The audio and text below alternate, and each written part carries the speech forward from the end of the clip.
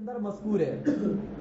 اب عمر رضی اللہ تعالیٰ عنہ کی بیویاں، یعنی آپ اپنی زندگی میں شادیاں کتنی کی اور آپ کی اولادیں کتنی ہیں. چنانچہ تاریخ کی کتابوں کے اندر آتا ہے کہ آپ کی سب سے پہلی شادی حضرت زینب بنت عثمان سے ہوئی، جو عثمان بن مظعون یعنی حضرت عثمان غنی کے علاوہ ایک دوسرے صحابی ہے، عثمان بن مظعون، ان سے بھی بہت سی حدیثیں مروی ہے، ان کی بہن تھی، ان سے نکاح ہوا پہلا. ان سے حضرت عمر رضی اللہ تعالیٰ عنہ کی 3 اولادیں ہوئی. ایک کا نام عبد الرحمن رکھے جو عبد الرحمن بن عمر کے نام سے مشہور ہے. دوسرے کا نام عبداللہ رکھے جو عبداللہ بن عمر رضی اللہ تعالیٰ عنہ جن کی بہت زیادہ حدیث ہے، اور یہ ان صحابہ میں ہے جو بہت زیادہ حدیثوں کو نقل کرتے تھے. عبداللہ بن عمر بار بار آپ حدیثوں میں نام سنیں گے، اور یہ فقہائے صحابہ میں سے تھے، یعنی یہ مسائل بھی بیان کرتے تھے اور حدیث بھی بیان کرتے تھے، اور فن حدیث میں صحابہ میں ان کا بہت اونچا مقام تھا حضرت عبداللہ بن عمر کا. اور ایک بیٹی ان سے پیدا ہوئی حضرت حفصہ رضی اللہ تعالیٰ عنہا، جو اللہ کے نبی صلی اللہ علیہ وسلم کی بعد میں چل کر زوجہ محترمہ بنی، یعنی ام المومنین کا لقب ان کو ملا. 3 اولاد ان سے ہوئی. پھر اس کے بعد دوسری شادی حضرت عمر رضی اللہ تعالیٰ عنہ نے ام کلثوم بنت حرول سے کی، جن کا نام ملیکہ بھی تھا. ان سے 2 بیٹے پیدا ہوئے، ایک کا نام زید رکھے اور ایک کا نام عبید اللہ. اسلام لانے کے بعد حضرت عمر نے ان کو طلاق دے دی تھی. تیسری بیوی ان کی جو تھی ان کا نام جمیلہ تھا. ان سے ایک بیٹا پیدا ہوا جن کا نام عاصم رکھے، اور یہ وہی عاصم ہے جن کے نسل سے عمر ابن عبد العزیز رحمت اللہ علیہ پیدا ہوئے. یہ وہ تھے کہ چاروں خلیفہ کے جانے کے بعد خلافت والی زندگی اگر کسی کے زمانے میں آئی ہے تو عمر ابن عبد العزیز رحمت اللہ علیہ کے زمانے میں آئی ہے، جو بہت مشہور تابعین ہے، دنیا ان کو جانتی ہے، ان کے بارے میں زیادہ کہنے کی ضرورت نہیں.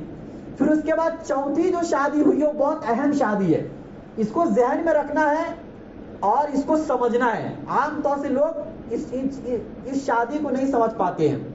وہ کیا ہے؟ چوتھی شادی حضرت عمر رضی اللہ تعالیٰ عنہ کی ام کلثوم بنت علی سے ہوئی.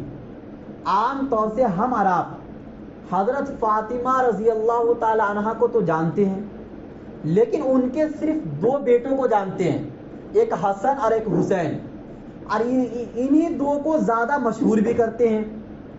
لیکن ان سے حضرت فاطمہ سے ایک اور بیٹے پیدا ہوئے ہیں جن کا نام تھا محسن، لیکن چونکہ بچپن میں انتقال کر گئے اس لیے یہ زیادہ مشہور نہیں ہوئے. لیکن حضرت فاطمہ سے 2 بیٹی بھی پیدا ہوئی ہے جن کو عام طور سے لوگ جانتے نہیں ہیں. ایک کا نام انہوں نے زینب رکھا اور ایک کا نام حضرت علی نے ام کلثوم رکھا، جو کن کی بیٹی ہے؟ حضرت فاطمہ کی بیٹی ہے اور اللہ کے نبی صلی اللہ علیہ وسلم کی نواسی ہے حضرت ام کلثوم. یہی نواسی کی شادی حضرت عمر فاروق رضی اللہ تعالیٰ عنہ سے ہوئی. اب یہاں پر تھوڑا غور کیجئے، اس کی میں دلیل دیتا ہوں. پہلے میں دلیل دے دوں کہ ام کلثوم کیا صحیح معنوں میں حضرت فاطمہ کی بیٹی تھی. چنانچہ بخاری میں ایک حدیث آتی ہے کہ مال غنیمت میں بہت ساری چادریں آئیں حضرت عمر فاروق کی خلافت کے دور میں، تو چادر کے تقسیم کر رہے تھے تو ایک چادر بچ گئی. تو آپ کے ارد گرد جو صحابہ کرام تھے حضرت عمر فاروق کے ارد گرد، انہوں نے کہا کہ آتی ھذا ابنۃ رسول اللہ صلی اللہ علیہ وسلم التی عندک، کہ یہ ایک چادر جو بچ گئی ہے یہ آپ رسول اللہ صلی اللہ علیہ وسلم کی نواسی کو دے دیجئے جو آپ کے پاس ہے، یعنی جو آپ کے ماتحت ہے، یعنی ام کلثوم کو. اور نسائی کی صحیح حدیث ہے کہ جب ان کا انتقال ہو گیا ام کلثوم کا تو اسی دن ان کے بیٹے زید کا بھی انتقال ہو گیا تھا. تو جنازہ سامنے رکھا گیا. حدیث میں آتا ہے وضعت جنازۃ ام کلثوم بنت علی بن رعتی عمر بن الخطاب، کہ ام کلثوم بنت علی کا جنازہ جو عمر ابن خطاب کی بیوی تھی ان کا جنازہ رکھا گیا. تو اس حدیث سے یہ سمجھ میں آیا کہ حضرت فاطمہ کی ایک بیٹی تھی حضرت ام کلثوم، جن کا نکاح کن سے ہوا تھا؟ حضرت عمر فاروق سے. اس لحاظ سے اہل بیت میں سے حضرت عمر فاروق بھی ہو گئے، اور ان سے پیدا ہوئے تھے، ایک کا نام تھا زید اور ایک کا نام تھا رقیہ، یعنی جو ایک اعتبار سے رسول اللہ صلی اللہ علیہ وسلم کے نواسے یہ بھی ہوئے دور کے رشتے سے. اب دیکھو، ایک طرف تو حضرت عمر فاروق کی بیٹی اللہ کے نبی کے نکاح میں تھی، اس اعتبار سے حضرت عمر فاروق اللہ کے نبی کے کیا ہو گئے؟ سسر ہو گئے. اور دوسری طرف جو داماد رسول حضرت علی، ان کی بیٹی کن کے نکاح میں؟ حضرت عمر فاروق کے نکاح میں. اس اعتبار سے حضرت عمر فاروق حضرت علی کے کیا ہو گئے؟ داماد ہو گئے. جب حضرت علی کے داماد حضرت عمر فاروق ہو گئے تو جو ایک فرقہ ہے جو اعتراض کرتا ہے، لیبل لگاتا ہے حضرت علی کا، لیبل لگاتا ہے حضرت فاطمہ کا، اور گالی کن کو دیتا ہے؟ حضرت عمر فاروق کو.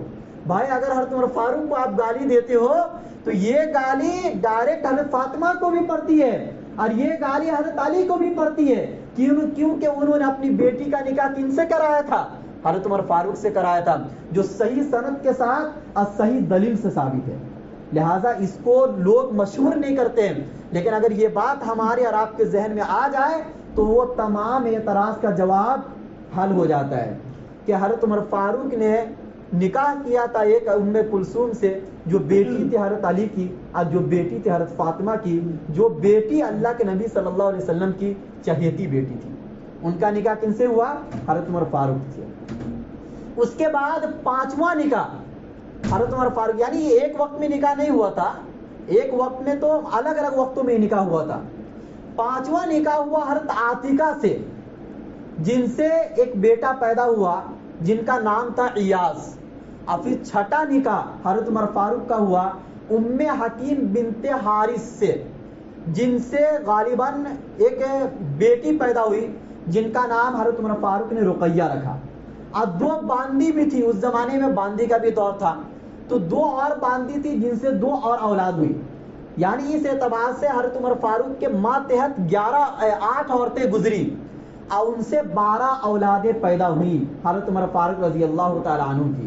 یہ کثیر الاولاد صحابیوں میں سے حضرت عمر فاروق کا نام آتا ہے.